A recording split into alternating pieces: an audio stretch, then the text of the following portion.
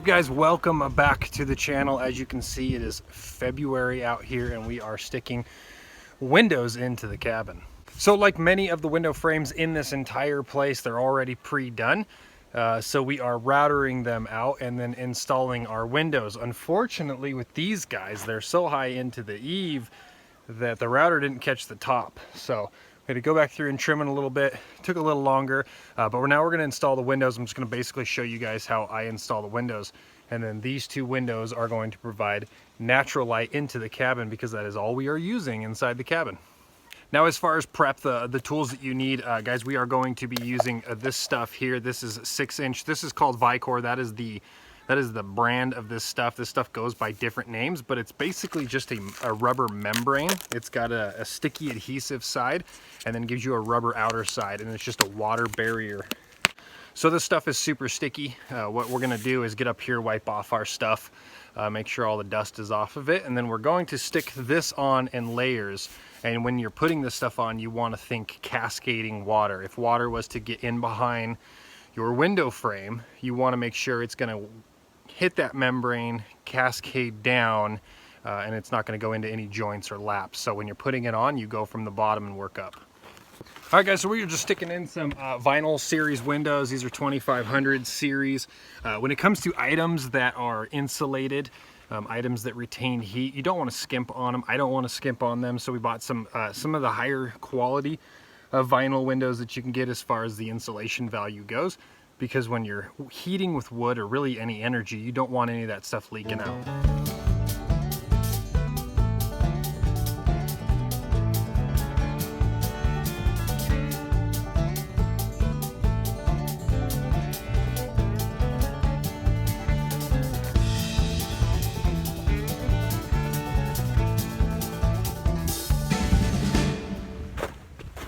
Alrighty, guys, so dry fit windows are good. We're going to fit in, so we will start prepping our windows now and get ready to install.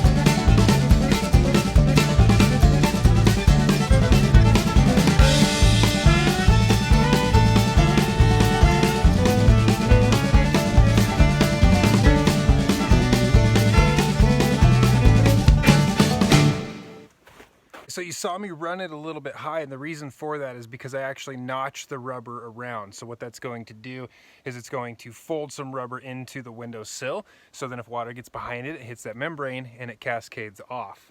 So I'm then going to go and I'm going to put a little patch right in these corners, just a little patch to kind of fill basically the exposed wood that we've created right there. We're going to put that patch in, and then our window is just about ready to go in.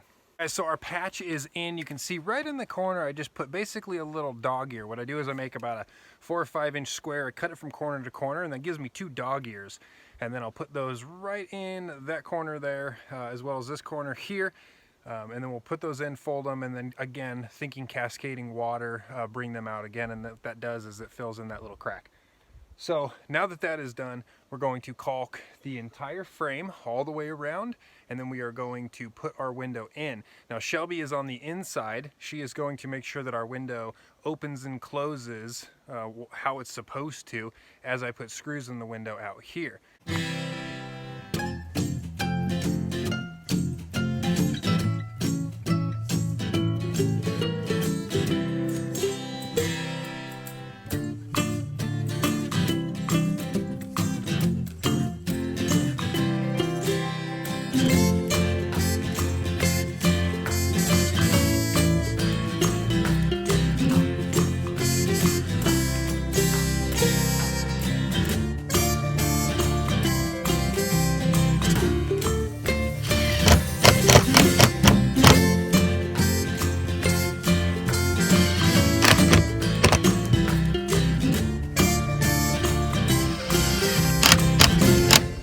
So we stuck a good healthy bead of caulk right around there, really tight to that window opening. Threw our window in, put some shims on the inside to bring it up because we did have room to move it, which was nice. We were able to lift it up a little bit. We checked the reveal on our window to make sure that our window was opening, and then you can close it almost all the way and just look at that air reveal that's in there, and that'll let you know how square your entire window is. It was a hair off, so I just provided a little bit of pressure on the top corner and then pinned this corner. So I pushed here, pinned here. That's so hard to do.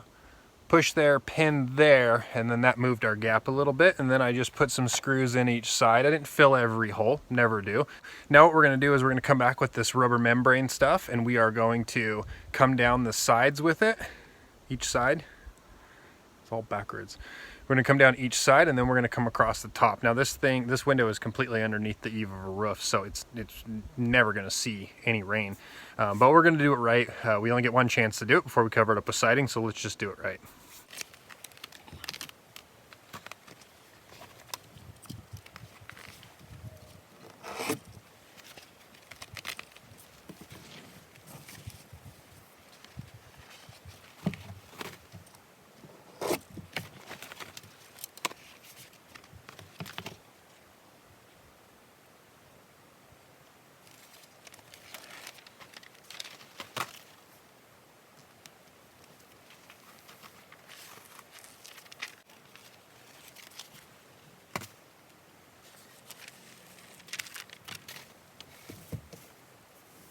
All right guys, so here is the finished product. Now this is what it looks like. Now, like I have said a couple times in this video, keeping in the idea of cascading water, our top membrane up here is the one on top. So if water was to get back into here, it is going to just shed down, run down, going to our home wrap there, and ideally draining all the way out behind any siding that may be up. So now water's not supposed to get behind siding. This is all just precautionary.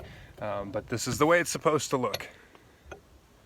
So I say this is the way it's supposed to look, guys. This is the way that I have done it. I have installed thousands of windows commercially, professionally. So this is the way that I was taught how to do it. This is the way I learned to do it. I understand that this way works great. If you do it a different way, didn't like the way I did it, I don't care.